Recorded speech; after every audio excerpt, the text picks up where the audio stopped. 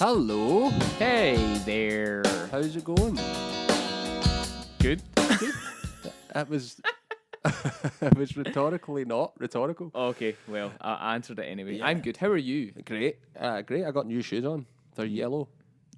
If you right, so when is this coming out? It's coming out next week. So, which is now if you're listening to this. But Chris has very interesting shoes on. Yeah, I got some new Vans. They're multicoloured. And the predominant colour is yellow. The predominant colour is yellow. Yellow, blue and red. Yellow's on like the pit where you would put your toes. Am I right? Yeah. The upper. Oh, did you hear that? I did cackle? hear that. Yeah. Yeah, we'll deal with that. So this is podcast number 3. And it's actually the second interview we've done. We were going to try and alternate them, like interview, content, but it didn't work out that way, did it? It's a bit like life. Sometimes you plan things and Yeah. sometimes... Well, here's a segue. Oh, segue. Because a life the segue. drummer that we interviewed improvises. We've just improvised. Thanks. Yeah, so we just interviewed a wonderful man called Richard Kass. Great player, great fella. Phenomenal. Richard Kass has probably forgot more about drumming than I think I'll ever know. Yeah, he's becoming one of those guys that's just like polyrhythm master. Yeah. Which is amazing. He's a very, very talented player.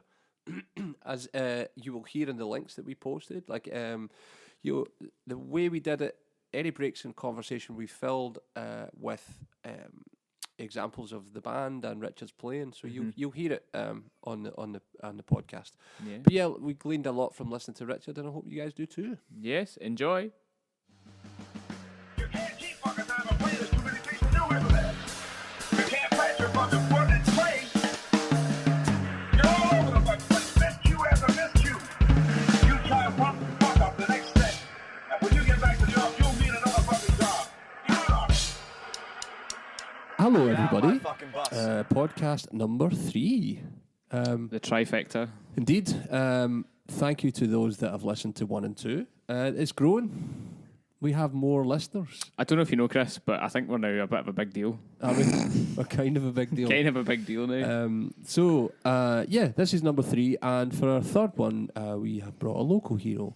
So we have the one and only Mr. Rich Kass with us today. Hello, Rich. Hey, how you doing? Very well. How are you? Yeah, good. Really good, actually. I was going to start leading the introduction about what you do and who you do it with, but it's probably better if you do it. So if you could tell everybody that doesn't know who you are, what you do. Well, probably unsurprisingly for most people listening to this, I play drums. Yeah, that's it. Cool. No, short and sweet. I'm a farmer. No. So who do you play drums with? So probably my main gig at the moment is a thing I've been doing for the last couple of years with Trio Hlk and Evelyn Glennie. So I've been sort of touring that particular thing since the start of March 2018. So I guess about a year and a half. Do lots of other freelance things as well as most guys do, and I've got a few other projects. I do this thing kind of for my own enjoyment called Drum Interpretations, which is about taking pieces of music which were composed for other instruments and working out how to play them on drum kits and things. And yeah, all kinds of different things, but those 2 things are probably the main 2 things that I wake up and think about at the moment. Sometimes in cold sweat. If anyone has checked out Trio Hlk, they'll realise that it's pretty dense. It's really amazing music, but it's pretty sophisticated. So, how do you come up with writing music that way, and how do you come up with interpreting what the guys will bring into you if you haven't written the tune and all that stuff? Well, I guess there's quite a lot to unpack there because the 3 of us in the trio have been playing together for quite a while now, like since 2015. So we've developed a lot of stuff together in that time by playing together, by hanging out together. I could give you a few examples, maybe I will in a minute, of the way that certain things have evolved. But I guess we all share a love of rhythm to begin with, and we all have quite different backgrounds. So Rich Harold, who's the sort of principal composer and pianist, he was like classically trained, and then he went to the Royal Academy in London, and then Yale in the States to do. Wow. He actually specialized in composition. So his background is probably primarily in classical music, but we all listen to and play a lot of jazz music, and he certainly does a lot of that and listens to a real wide variety of things. So I don't want to pigeonhole him, but that's where he's coming from originally was probably that. Right. Whereas and what's his background? He's done loads of different things, but primarily plays jazz and improvised music. He also plays in the sax player Tim Garland's group, and amongst various other things. Mm-hmm. And I guess I started out just playing along to like pop punk records, but eventually things changed quite a lot. Who was your favourite to play along to? I don't think I really cared. When you're like when I was like 14 or 15 and I first started drumming, I would just listen to like anything like Green Day, Blink-182, like whatever was on Kerrang. Like whatever my friends were listening to, Led Zeppelin, Foo Fighters, like just anything like that. But I really got into rhythmic stuff a little bit later on, when I kind of got a bit more serious about it. But yeah, we all come from really different backgrounds. But since we've been playing together and working with the music, we've shared a lot of experiences, be it playing the music together, seeing stuff.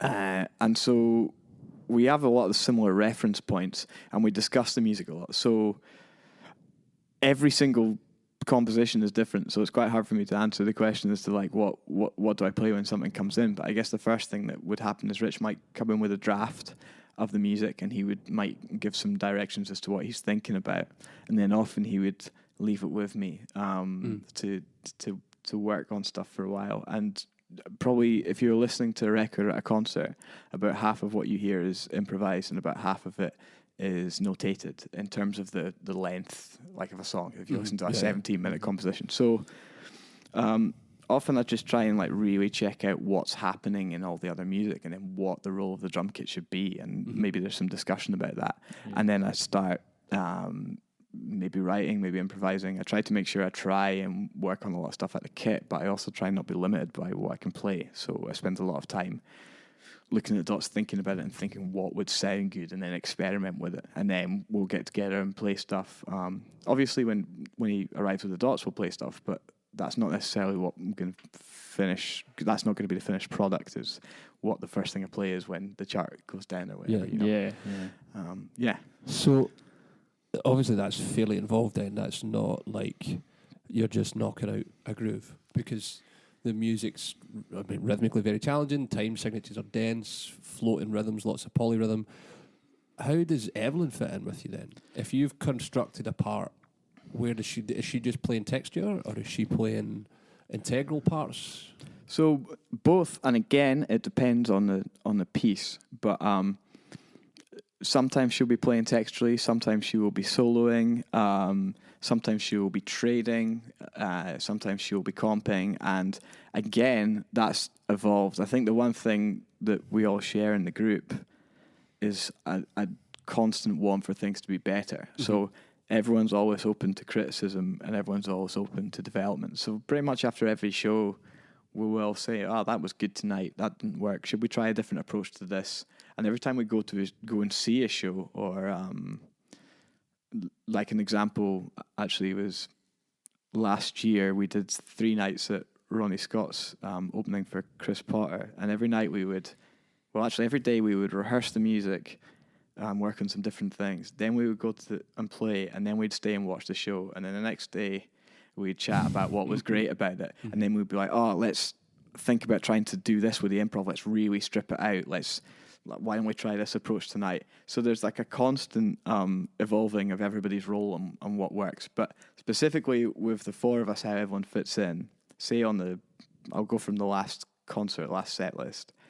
The first tune she played on, there's a duet between her and Rich where they're trading, and then we all have parts which are interlocking. So she's playing some melody and reinforcing some stuff, and then she's soloing, and then she was trading with Ant, and then there were like written parts where she's again reinforcing the melody, or sometimes she's laying out the harmony. So it just depends, but everyone does have like pretty clear roles for the written material as to what they're trying to do and how things should hook up. And in the improv, it's kind of a case of listening to each other and working out what your role is by what's happening. So it's not really too far removed from a traditional jazz ensemble in that respect. For the improv, I'd say 100%. Yeah. I think that's where all the improv comes from, was the direct influence of all the great jazz groups and musicians that we check out. Yeah. How do you find it without a bass player? I would find that really interesting to do. Well, I guess the bass is shared a bit. So Ant plays an 8-string guitar, which goes down to, I think it goes down to a low C. Right. And Rich, as well as playing the bass on the piano, has a Moog Little Fatty. Right. So between the two of them, the bass is outlined pretty well. So I don't know, say, for example, there's a guitar solo, Rich will often be playing the bass, and vice versa. And again, we've kind of just developed relationships with that. So like Ant and I have got our own things in terms of like comping and playing together as a unit when Rich is soloing and vice versa. And one of the nice things about the sort of trio format is that sometimes one of us, which could be me, is like maybe holding the form together, and the other two guys are able to kind of have a conversation or go a bit more off piste, or so the relationship can change within a solo form or something. So it's kind of, there's a lot of options, and it's quite nice to be like, okay, we're hooking up us two now, or okay, I'm laying it down. So actually, I quite like it. It feels kind of free, and I guess it's not really the kind of music where there's loads and loads of direct reference points, like this is 4/4, 300 BPM, A, B, A. Yeah. So a lot of stuff we kind of have to work out what works by playing and deciding what sounds good and refining it. So we've just kind of done that, and I have never really thought about the fact there's not a bass player because there's never been one. Yeah, for sure. This is kind of twofold because it relates to your drum interpretations project as well. How do you decide what gear to use? Because your kit changes quite a lot. I've seen it. Yeah. I've seen it. You know, your cymbals will change out. Is that a feel thing? Like, I don't feel like playing an ozone tonight. I'm not hearing that sound, or it's a bright room. I don't really need it. Or, well, I think with what we all call the HLKG, the Trio and Evelyn. For a long time, I kind of had almost the same rig, and then as I got a bit more comfortable with it, and as things start to evolve, I would just start to chuck things in. Like the other night was the first time I played with a couple of cowbells set up to my right. I hadn't done that before, and it worked pretty well. And I was like, oh, that's quite cool. And there's a couple of things I didn't set up. So I do kind of tweak things, but the core is always the same. And cymbal-wise, I have changed a few things, but for that stuff, it's generally roughly the same stuff because I know what kind of works. And then it's about, sometimes if the room's really bright, I might not use a certain thing, or sometimes if the stage is quite big, I might have a couple of things with me and I'll be like, well, I'll put them there and maybe I'll play them, maybe I won't. With the drum interpretations thing, every one has a bespoke setup. Yeah, because we were looking at this today, right? It's like the Hungarian rock thing, and then the Buddy thing. The drum setup couldn't be any different, or the Steve Reich thing. Like, and how do you decide how to tune it? You know, it's like so bespoke. So I try and treat each one as its own like bespoke project, and not to sound too wanky, if I can say that. Of course, yeah. Like, I try and think about the whole thing on an artistic level. So I think, right, I'm going to play this piece of music, what's the best instrumentation to represent it? So I tend to listen, and then again, without sitting in the drums, think about what I'd like to hear or what would work well, and then maybe put that together and then play it and then reflect on it. So with the Buddy one, I wanted it to just be like a 4-piece bop kit. Yeah, totally. Even though he never played an 18-inch bass drum, as far as I'm aware, I just kind of wanted to try and play a setup which was kind of in the jazz tradition and make that work. And I thought it would look good with the video, and I thought sonically the sounds I wanted to get for the speech would work. Like, depending on how much you really want to listen to it, like 18 times, you might notice that every time the same phrase comes up, I would use the same. So if you said like, what do you, every time it would be the same orchestration on the drum kit, and then would go off each time and things. So there was a lot of repetition which would allow for that, and I thought it would just kind of look good thematically to have that.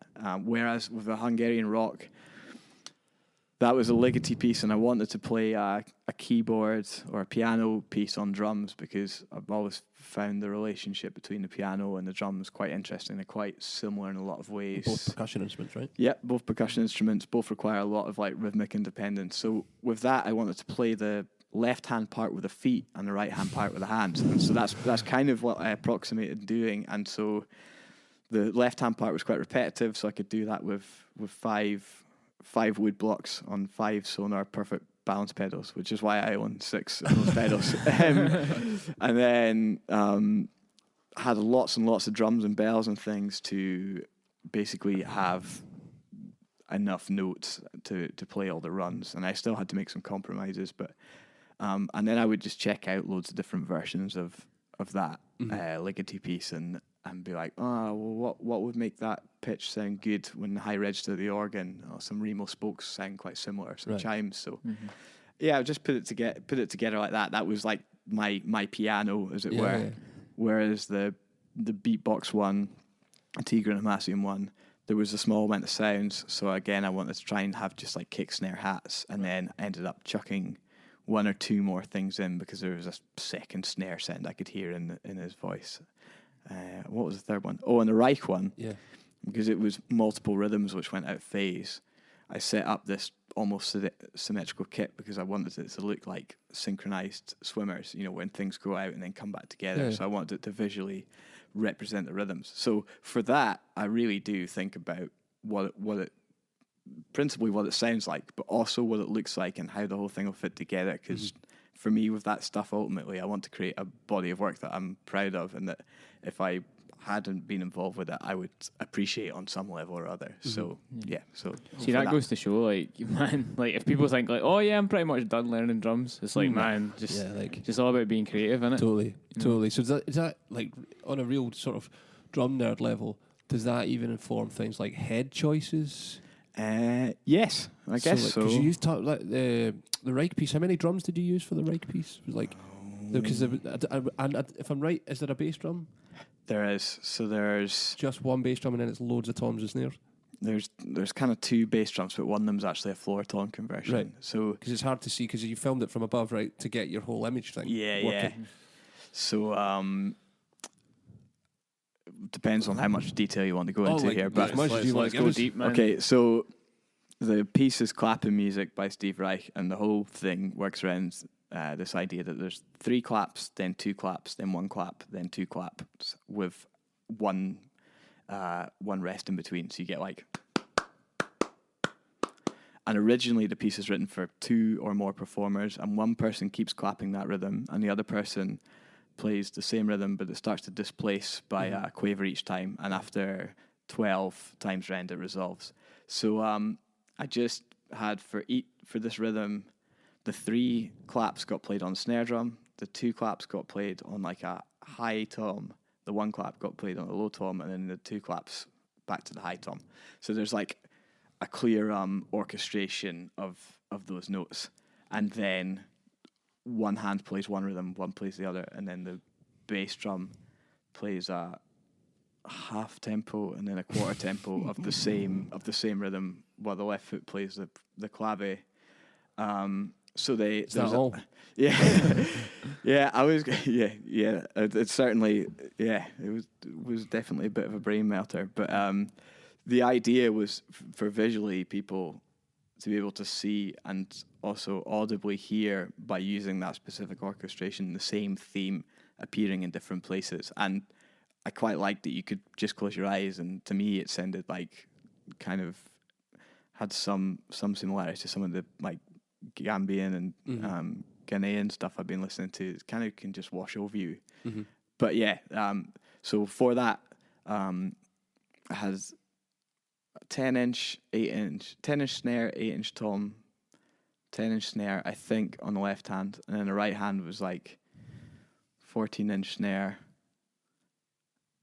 Oh, I can't remember. Basically, I had 3 snares, and then 2 toms with each hand, and then 2 bass drums instead of toms with the feet. Man.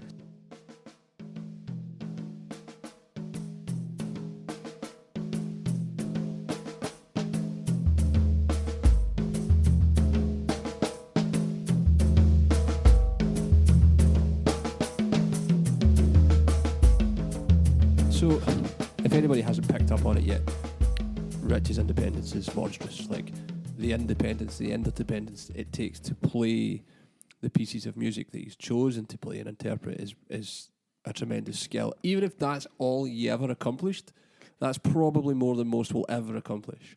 So, in order to get it to the point where you can just play a piece of music, what does it take to learn to do that for just... You know, you've been studying clave a lot, left-footed clave, right-footed clave, 3/2 versus 2/3, and all these kind of things. How long does that process take you? That must take ages.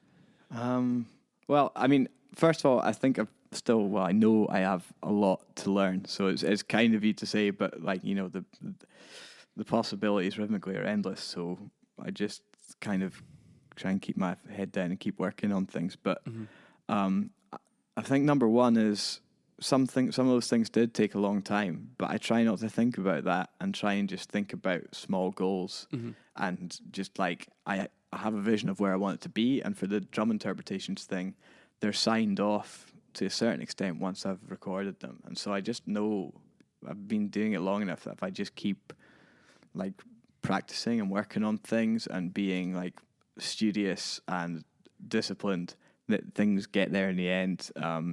As long as you're willing to like take them slow enough and break them down enough. So I guess in terms of how I worked on independence, I always just focus on the relationship between whatever the rhythms you're going to try and play. So if it's, say, playing a left foot rumba clave, there are 16 places you can play that because the pattern takes, if you're counting it in eighth notes, it takes 2 bars to resolve, so there are 16 eighth notes there.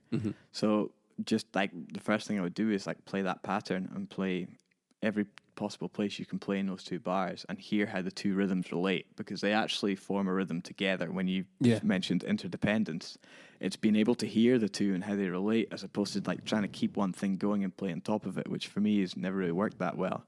Whereas like always trying to subdivide, always trying to like even visualize how the rhythms relate and all that kind of stuff, that I find that really helpful. So I would just start small and try and master the simplest thing. So like the time feels good, and I'm able to like maybe talk or counter to some of the Benny Greb stuff while I'm doing it, you know, to develop headroom, and then just make it harder. So take some new breed material and then, you know, when that's going on, you could add in another limb. But I always just try and slow stuff down, look at manageable chunks, and try and make sure I can master it, and not whenever I don't do well, it's when I try and do too much and my ego gets in the way and I'm like trying to like run before I can walk or whatever. So I think for me, discipline, practice helps a lot, and also builds freedom. Like, I don't want to turn up and play in a gig and be really boring and just be like, oh, I have to do this. But ironically, that approach means that like loads of things can happen, because I've spent so much time making sure that there's nowhere in the bar line which is going to throw me off and then going to get me darked out because I've messed it up on the gig or whatever, you know. Do you listen to Jocko Willink? No, he's a ex-Navy SEAL and jiu-jitsu fighter and stuff. He's discipline equals freedom's his whole thing. Cool. His whole thing is like, if he gets up at 4:30 every morning Like, it takes a picture of his watch and he Instagrams it to let everybody know I was up at 4:30, and he just gets after it. And his whole vibe is like, yeah, discipline equals freedom. So the more disciplined you are, the freer you actually are. Yeah. Which is a strange correlation. Yeah. You know, if you do that disciplined practice all the time, gives you all this facility. It definitely helps. I think also just it's easier when you get somewhere with anything. So like it's probably really hard to get up at 4:30 for the first little while, but like say you go up a belt in jiu-jitsu, or you win a competition, or as soon as things start to pay off, for me it becomes a self-motivator. Yeah. So like one of the things that's been really helpful is like I have been quite fortunate for some videos to do well, or some people that I know to have said some nice things about what I'm doing, and that's a real catalyst to just keep going. Or when something's not going so well, I'll be like, well, I found this other thing really hard, and I managed to get to a point where some people I like enjoyed it. So again, sometimes the hardest thing's the initial motivation. So if anybody checks out the podcast and is finding any of that stuff hard, like I also find it hard. But it's just perseverance through it. Perseverance and just making the problem small enough that you can make progress with it sometimes, you know. Yeah, that's maybe a good way to put it. I've never really thought about it like that. Just make it smaller. Yes. You know, because your problem's actually like an independence thing. If it becomes 2 beats that you succeed at doing, well, it's 2 beats more than you did, instead of getting bummed out about the 6 you didn't do. Yeah, absolutely. And I guess also, what was I going to say? That I'm a big fan of trying to get things to the point that they're consistent, and so just trying to focus on getting something so it sounds consistent and sounds like really good all the time, or what I deem to be really good, or as good as I can get it, is far more important than like having like 100 things, none of which sound really good because they're inconsistent because they haven't been mastered. If you see what I mean. Do you ever, when you're working stuff out, do you ever go, I'm going to like paraphrase a saying here, but do you go like rhythm blind a little bit? Because you've got so many going through your head that you're just kind of like, like I can't like process all of this in one go. Because I sometimes struggle with that, even with like between 2 hands, never mind 4 limbs, you know? Like, yeah, I guess so. I guess like sometimes like CPU overload, this stuff definitely, definitely like it can be does quite. not compute. Yeah, I think. And whenever that happens, for me, it's a sign that I need to either like take a 5-minute break, slow it down, or break it into a more manageable chunk sometimes. Like, and that's why, because as soon as I'm approximating something, I'm programming it in a way which is probably going to come out sounding approximated. And if I listen back to a recording and it, like the time doesn't feel stable, or the articulation's not right, or it sounds approximated, I normally like hate it because that like what I deem to be good is not that. Yeah, you know, like based on my beliefs about how music should sound, or the music that I play should sound anyway. Yeah. How do you pick pieces for the interpretations thing? Like, what made you pick Tigran? Is it just because it's rhythm led, or? I've gone through loads. In fact, more have hit the cutting room floor than I've put out. Right. And I've actually like memorized a couple and then decided they're not right. So there's been a lot of, in quote unquote, wasted time. But for the series, I want to do 8. I've done 4 so far, and I want to explore, as I was saying before, different things, different types of music which were not written for or improvised on the drum kit. And I want to do it through the instrument which I have the most facility on, which is the drums. So I kind of am just open to doing different things and trying to make them interesting. I went to see Tigran play a few years ago now, the Bim House in Amsterdam. He's and sensational. He's so great, and his band were absolutely killing. Who played drums? Was it Nate or was it Arthur? Arthur. And again, coming back to that shared experience thing, I was with Rich Harold, and there was a tune that we worked on after that where we both said like, yeah, I've definitely been influenced a bit in how I'm approaching this from that concert we went to see. Those shared experiences come out a lot. But so I was really familiar with his music, and I'd seen that clip a few times, and I was aware that there was a lot of interesting rhythmic language going on in the beatboxing over that piano vamp. And I thought, like, I really want to get this together. So I just started transcribing it. And I guess that's one thing I would, not that I'm sure anybody wants advice from me, but if anyone does, if you're curious about something, like try and work it out, and obviously seek help and stuff. But I found that one of the most rewarding things in music is when you just hear something and you're interested in it, and you like try and transcribe a bit of or learn a bit of it, and then suddenly at some point you're like, wow, that stuff that I think is really killing that someone else has played, I have a tiny bit of that vocabulary. Like it feels amazing to like get closer to being able to recreate the sounds that you love. So I just started transcribing it, and then I had the idea of doing these drum interpretations thing, and before I did it, I played a drum show. That's right. Yeah. So for that, I memorized it, and that's something I do all the interpretations is I memorize them as opposed to reading them, so that they're internalized, and hopefully I take more from them in my playing elsewhere. But so I had that down, and weirdly, what happened was because I happened to just be in doing the Ligeti one, and I thought, if I've got time, I'll do the Tigran one because I've played it before and I know it. And I put it down and then listened to them and thought, yeah, they would work well as the first two. And the Tigran ones like had the most hits out of all of them. It still had almost 500,000 views on the Percuss.io Props.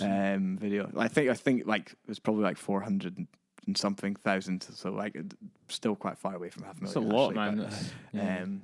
But yeah, that like I almost didn't record that. I just happened to have it down and thought it would work quite well. And once we recorded the Ligeti one, there's still time in the studio to do the other one. So we stripped the kit down, threw up the other kit, and just boshed it out. And then it ended up being the one that people like the most. Just boshed it out. Yeah, like no time at all. Just farted it out. Well, I guess prior to that, a lot of prep had gone into it, so it was there a bit. But yeah.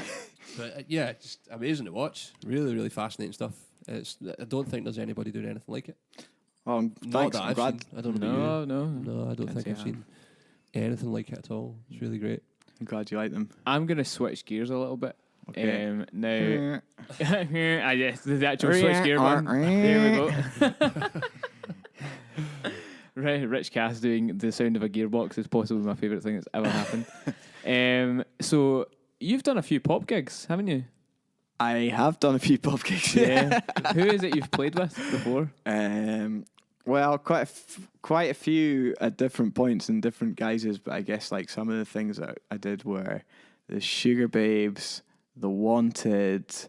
I did some stuff from some of the folks from Noisettes. I did Messina from the States, who works with Common and a few other people. Mm-hmm. And I guess it's not pop, it's probably more, I don't know what it is, but I also did the Somi gig. Mm-hmm. She's kind of, I don't know what that music is. It probably isn't pop, but it's like a singer gig, so I'll call it pop. So in terms of what you do now, like, because that's obviously a very different world. Like, it's a lot, I guess, like, musically, the music's, I guess, a lot simpler, but it's like, obviously, you're out on the road, that kind of thing. So how do you find that, or how did you find working in that kind of vibe compared to what you do now? I mean, it feels like a different time in my life, to be honest. But I guess what I should probably explain, which I don't think I've ever talked about before, is that I actually had a moment where I decided I wanted to give up drumming, and then sort of decided not to. And then about 2 years later, I quit almost all my gigs, apart from the trio and a couple other things, and took a teaching gig. So essentially, when I left uni, I briefly went to New York, and then when I came back, I got a musical theatre gig, and I was just sort of like had enough work, like random gigs to pay the bills, and I was like, well, I'll probably have to get a job at some point, but if this keeps up, then that's great. And I didn't have high expenses or anything. And then someone I went to uni with had a gig with a pop singer called Carrie Mack, who had signed a deal with a label and also involved in it were I think Bauer Media that own all the independent radio stations in the UK. So it was getting a lot of airplay, and she was doing some high profile supports with like Alexandra Burke and a bunch of other people. And so anyway, he called me and said, oh, this not really worked out with the drummer, and we're having an audition. Do you want to come along? And I was like, yeah, totally. So I went along to the audition and got this gig, and suddenly was just like doing lots of like cool, interesting things. And through that gig, one of the persons that was producing it was a guy called John McLaughlin, who probably a lot of people in Glasgow and Scotland know does a lot of pop stuff. Yeah. So I got lots of other bits of work through him, and then various things happened, including the Sugar Babes and all those things. But after a while, I think on paper I felt like I looked like I was successful because I was on TV and had done some traveling and was doing all these things, but I didn't actually feel that way. Like I'd been playing some jazz and some different things, and some bits of the pop industry I didn't really like. It was very material, and like the musicians and things I was working with and Carrie and all those people, they were all cool and great and really nice people who I'm friends with and I'm grateful to have had those experiences with. But some of the managers and things in my experience, they were quite materialistic people who cared a lot about money and not really a lot about music. So eventually I just sort of decided that I couldn't really do it anymore and kind of left it all. And then later on, I was doing loads of gigs kind of around town with loads of different acts, and I just got a bit frustrated with the whole thing and decided I'm going to try and focus on 2 or 3 things and do them as best I can. And it kind of ended up paying off, I think, like for me anyway. Totally. Do you know what? Good for you, man, because I think totally. a lot of people are like, oh, if they're playing high-profile gigs like that, they just think, like, oh, I've made it and all that, and they're almost content with that, whereas you obviously knew, like, this lifestyle isn't for me, which is totally fair. I think a lot of it came down to playing as well. Like, I wasn't happy with my playing. I felt I had a lot that I needed to learn, and I was taking lessons with different people whenever I could, and it just got to the point where I was like, I really want to focus on my playing and my output. And so, I'm just like a kid from a small town in the Highlands who started playing drums in his bedroom, and that hunger to like want to learn stuff and check out music, and that's the thing that kind of probably drives me. I don't really have ambitions to be like famous or to be playing to massive crowds of music, which I don't totally love, Yeah, it's probably the best reason to keep playing though. Yeah, if things are driving you to do it. Yeah, so that by the time you're 50, you don't hate the drums. Yeah, absolutely. It shouldn't take a high-profile gig for you to want to keep playing drums. Totally, is there anything you do out with drumming that informs it? Like I've been doing jiu-jitsu for over a year now, and I think it's great. It cool. totally gave me a lust for playing drums again, because I spend my entire day in a drum store. So to do that and then to go play, I was getting to where you were a bit bored of it and a bit like, I just need someone to kick me in the ass, really, and I literally get kicked in the ass regularly. And it's brought the drum love back. Because it's a hobby, it's a different focus entirely. I have a few things. Quite a while ago now, but I did do a few different martial arts, particularly just towards the end of uni and stuff. I got really into it, and I think actually some of it was really helpful for informing practice. Like focusing on one movement and slow and perfecting it, and that had a really big influence. But now I like making stuff, so I really like DIY and stuff. So I've just made like a mezzanine in my flat, so I can have like my xylophone and a marimba and a drum kit and things in there. And I love like that. It's half menial, so you're not engaging your brain. You're just doing something, and half creative. And at the end of it, there's a very clear end, whereas like perfecting playing one thing like a rudiment could go on forever, whereas with that there's a very clear end and you can see it and it's physical. So I love that kind of stuff. I also I think exercise is great for keeping your mind healthy, so try and go running and cycling quite a bit. Love hill walking, bit mountaineering, that kind of stuff, just to get away from the kit at times. And blow cooking. The dust off. Oh, cool. Cooking's good. These things all have balance in them. And they all have an element of like making something. So Yeah. anything that's creative, I like, or hands-on, I quite enjoy it. Cool. What's your favourite thing to cook?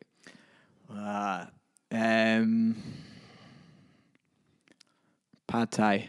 Oh, wow. wow. Didn't Okay, expect that at so all. if I'd known that, you'd have brought dinner. Oh, man. I really wish I'd known that. You'd be very hungry by the time I finished it. Especially if I'm like making an effort, I like to not be rushed. So Oh, like, totally, it takes man. Yeah. ages to cook, like absolutely ages, and a couple of glasses of wine. Yeah, while no I'm doing gigs it. in Wagamama for you then. Definitely not. What was I going to say? I've totally lost my train of thought. Would you ever make drums? Would you ever get into that? I think it's too much of a rabbit hole. I think traditionally I've probably been like a bit of an all or nothing person, or my friends would say that, and so I think that I wouldn't be able to maintain like practice or playing if I made drums. I think I would just go full into it, and I have to like do it all the time and perfect it. But also, there are so many people making amazing drums. Yes, you are that indeed correct. I don't know where my shitty drums would fit into that market. But you know, like I mean, like if I don't think there's, can't think of a drum that I think I have to make it because no one can make it. Yeah, so yeah, totally. I'm not sure I'd have the drive to keep it up. I think it's probably a hard way to make a living. I can imagine. So, there's a load of independent drum makers in the UK, and just the infrastructure alone on how you're going to send that anywhere, it's going to break into your what you make. Yeah. There used to be a guy that made stave shell drums, and I ended up buying one years ago. He was a customer, and he couldn't make bass drums because the wood glue would just break the drum because the glue was stronger than the shell. The shell wanted to move, but the wood glue wouldn't let it. So he was like trying to figure out how to get a glue that would make the staves stay secure but not crack the shell. So any bottom line is just gone because somebody buys a drum and then immediately needs replaced because they take the drum out, gig it, and it's broken. I think you're right, man. That would just be a total fact.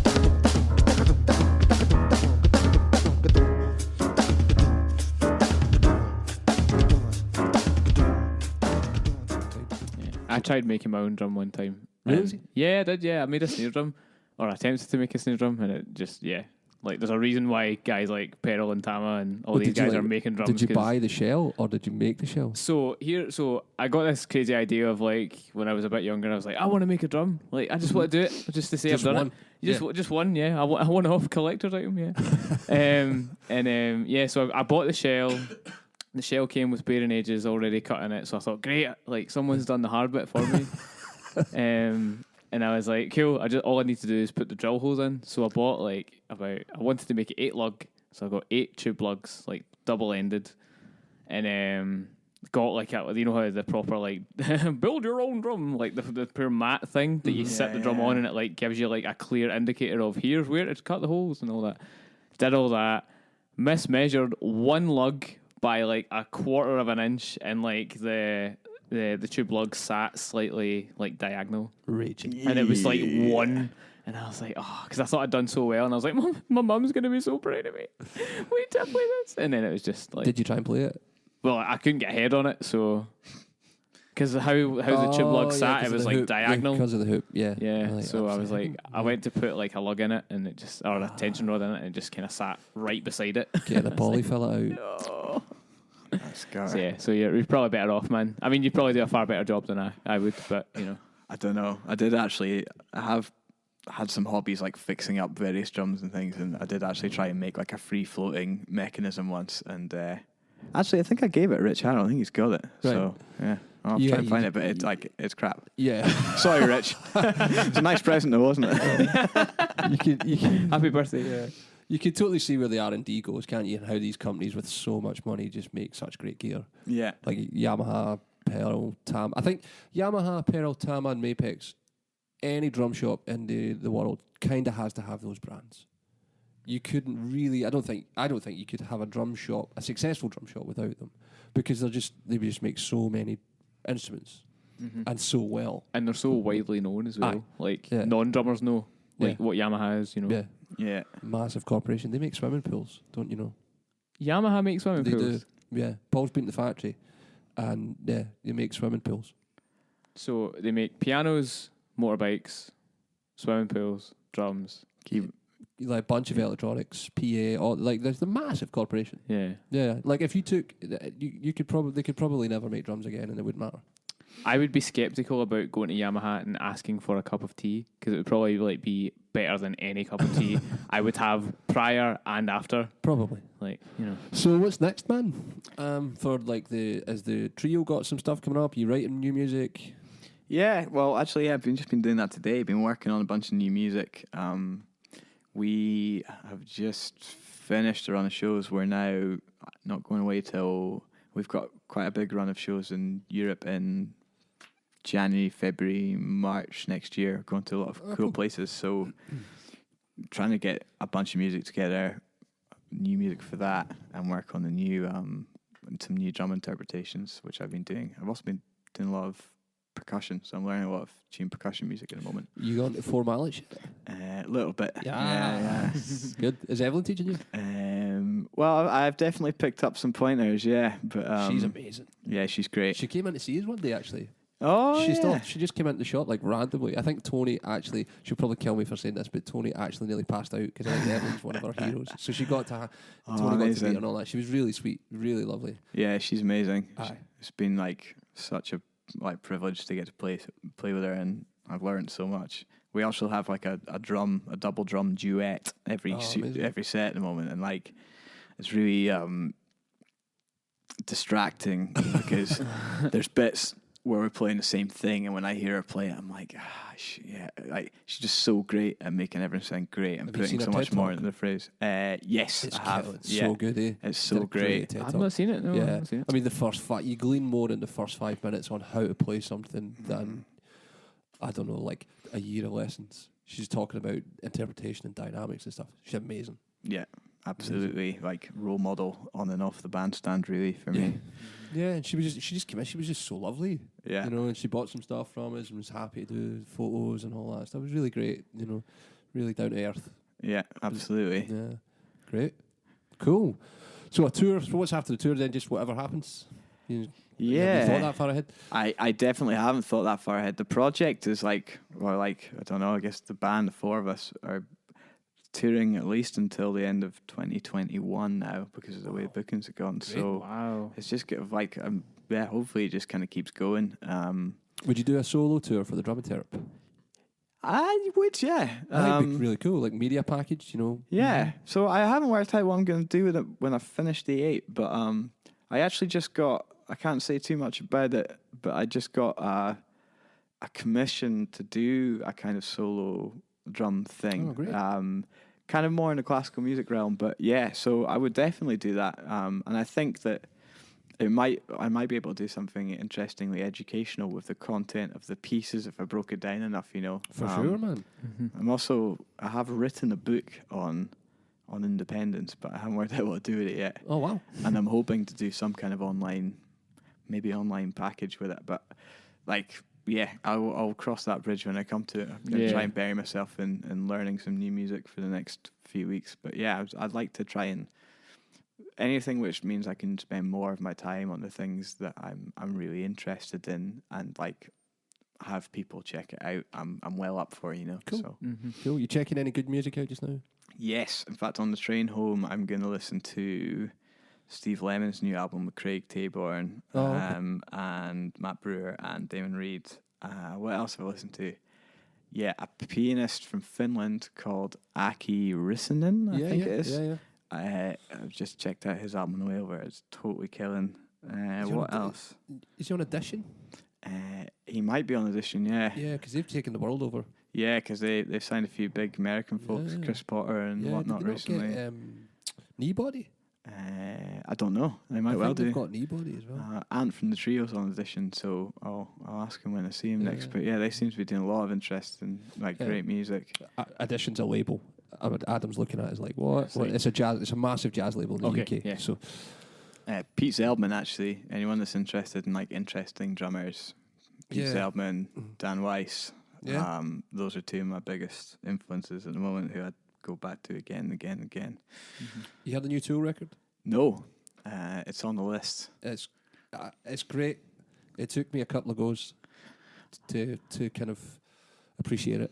I saw some kind of meme or something online about the fact that Danny Carey doesn't put snares on in the whole record No, or he something. Is that doesn't. true? It is true. There's no snare wires on. Really? Wow. No, plays the whole record with the snares off. I listened to a podcast with him a couple of weeks ago. Now, who was it with? I can't remember, but it was pretty funny. I think it was the Trap Set. Yeah, Trap Right, Set. I'll Joe check it Long. out, Yeah, he sounds like a pretty hilarious guy. Yeah, I think I'd imagine they're all mental. Yeah, You know, like Maynard's like he makes wine and makes his own pasta. And, just gets on with it. He gets stuff done. That dude, yeah. Maynard. Yeah, he's. But yeah, like He had a pop gig as well, Danny Carey. Now, who was it? Was it Carol Carpenter or something? Oh, wow. I can't remember who it was. I need to check out the podcast again. Right. Like, my brain's gone to mush. But yeah, like back in the day, he had a pop gig. I was like, wow, I'd love to hear that. Yeah, totally. Wow, Yeah, that'd just be playing class. Pod Smack all night. That'd Yeah, be awesome. yeah. I bet it was really deep. Yeah, totally. But yeah, the new album's great. But like I say, it took me a couple of goes because it doesn't. I'm going to hesitate to say it doesn't rock as hard as Tool records have in the past, but it's really dense and the playing on it's mega. So yeah, it's Great. worth a check out for sure. I don't want to be controversial here, but when listening to that podcast, Danny was saying, like, because obviously it took him a long time to work on that record. He said, like, yeah, we were there like Monday to Thursday, 1 to 5, every week working on that. Like, nobody worked harder than us to make that record. And I thought to myself, it's not a bad gig going to work like 3 to 4 days a week for 4 hours a time, playing 11 tunes. Like, most drummers don't have it that easy, Danny. So, whilst I've got a huge amount of respect for you, like, dry your eyes. A little bit, yeah, totally. Like, I remember Billy simmer Corgan, down. Billy Corgan talking about the Pumpkins and like we did 12 hours a day, 6 days a week. He would give them a Sunday off. Wow. All the way through, hang on till I get my violin out, you know, like all the way through like that melancholy stuff, and he would do her crazy hours, Yeah. you know, just to get it done. So 13 years to make a record that takes 5 goes to listen to appreciate it was a bit like, oh, I'm still not there yet with it. I still need to give it I was a bit wah wah wah a little bit, yeah. But yeah, you'll dig it, man. It's great. Yeah, I mean, it's also quite a nice position to be in that you can, like, not put a record out for 13 years and probably still live, like, a very high standard of living. Totally. And it goes to show when they put all their back catalogue on Spotify and iTunes, they blew all the charts out of the water. They went to number 1 literally every chart they're in and have stayed there. It's like there's a massive appreciation for them. Yeah. They are very good. They're still contracted for another one, I think. I think they have got 5 records under their current recording contract. Cool. So there has to be another one. Do you reckon it'll be in 13 years though? Well, Maynard will be 72, something like that. Oh, wow. 69, something like that in that time. So I hope not, because he'll be an old man. Yeah. And I can't imagine Maynard wanting to rock out when he's like that age, you know. But who knows? Who's one of the best bands you've seen live? Best bands I've seen live. Oh, man, that is on the spot. Guards down. Yeah. Can I list a few? Of course you can, yeah. Yeah. So one of the most influential was seeing Chris Potter at Ronnie's for 3 nights, because it was like getting to hear the same tunes several nights and where they took it, and also like the shared experience of seeing that with people and actually trying to absorb some of it. And Maybe the greatest London saxophone player. yeah, and like Dan Weiss is just doing unbelievable things on the drum kit, and I hadn't heard him play live before that. Right. And there was all kinds of other things that happened during that 3 days, but yeah, that, like, hearing the sound he made on the kit and some of the solos and stuff, that was like, I'll never forget that. Also, quite high up was that Tigran gig at the Boom House, and that same weekend I saw Gonzalo Rubalcaba with Horatio Hernandez at the same venue the night before. I think it was the night before, yeah. So they were back-to-back gigs. So that was probably like, those were 2 amazing shows. Maybe, yeah, I think I'll leave it at those 3 because they just popped straight to mind, but that's probably doing a disservice to a lot of music, which is blowing my mind. Oh, yeah.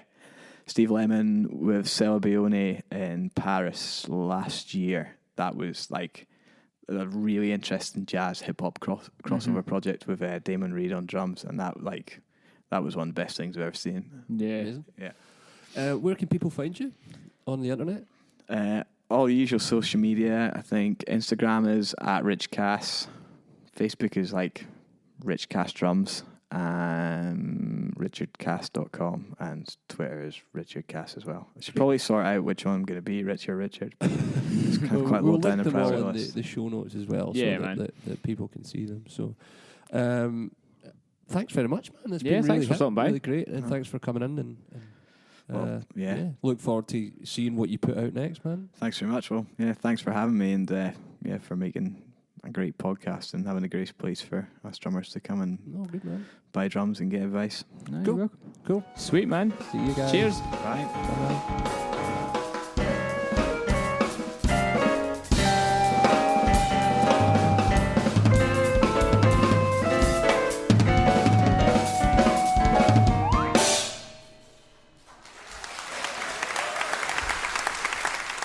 So, what do you think, man? Wow. Totally. Eh? Wow. What a player. Just great stories and great insight into playing really, really difficult stuff. Yeah. Like, I love talking about breaking it down into like little bits Mm-hmm. to try and make your practice worthwhile. I think that's really, really cool. It's really clever. On like the other side of the fence, when he was talking about the pop stuff, I liked how open and honest he was and saying like, this life or this side of the industry is not for me. Yeah, totally. You know, I think a lot of people, if they were doing stuff like that, would consider themselves successful. But Yeah. he's like, man, it's not my thing at Yeah. all. It's not. Not, he didn't enjoy the vibe. Not, Mhm. I guess maybe not being challenged enough. If you look at what he's doing now. Yeah, You know, totally. so- Totally. Yeah, brave of him to step back from what could have been a burgeoning and blossoming pop career if that's not his vibe. Yeah, totally. Yeah, it's great. Totally. Fair play, man. Yeah, totally. So he was lovely. He's a really cool guy. He was. He talked a bit about. I'll just clear up some of the people he talked about. Drummer wise, I asked him when he went to see a guy called Tigran Hamazian, who was playing drums. I said Nate or Arthur, and I was referring to either Nate Wood or Arthur Natek. Nate Wood is the drummer from Kneebody and has that 4 project where he's like a one-man band with bass, synth and drums and voice. He played for Tigran for a few years, and now there's a new guy called Arthur Natek. I think that's how you say his second name.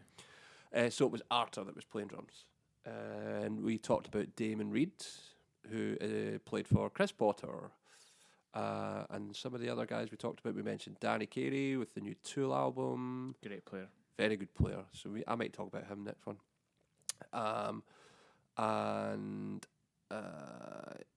I think that was all the drummers that we mentioned. Mhm. Some of the other artists. If there's any we've missed, we'll put it in Yeah, the in the little show link at the notes. bottom. Yeah. But Richard's super cool, super humble. I mean, getting to play with Evelyn Glennie is amazing. Oh yeah. I don't actually know a lot about Evelyn. She's amazing, man. She's some Yeah. sort of percussion goddess, if you like. You know, she's very, very, very, very good. She's achieved a lot in her career. Yeah. And is she should be get checked out. We'll link her stuff as well. Definitely. And yeah, she paid us a visit one day, just randomly out the blue. Came in to say hello. She must have been in town doing something, Mhm. BBC perhaps, I don't know. And came to say hello. She's great, Yeah, man. very good. So yeah, the next one we do will just be what we're going to talk about. I think for the next one we'll maybe do a bit of a Q&A. Yeah, sounds like a Yeah. plan. Sweet. Okay, so I hope you enjoyed, Rich. Hit us up on all the platforms, and if Yes. there's anything you want to hear about, give us a shout. Yeah. Don't forget to come and see us in Glasgow and in Leeds. Mm-hmm. Yes. Yeah. Leeds is now open on Sundays Holla. as well. Holla. Housekeeping. Yeah, Yeah. man. totally. Good. Well, 24/7 on drummersonly.co.uk as well. So we'll catch you guys soon. See you in a bit. Bye-bye.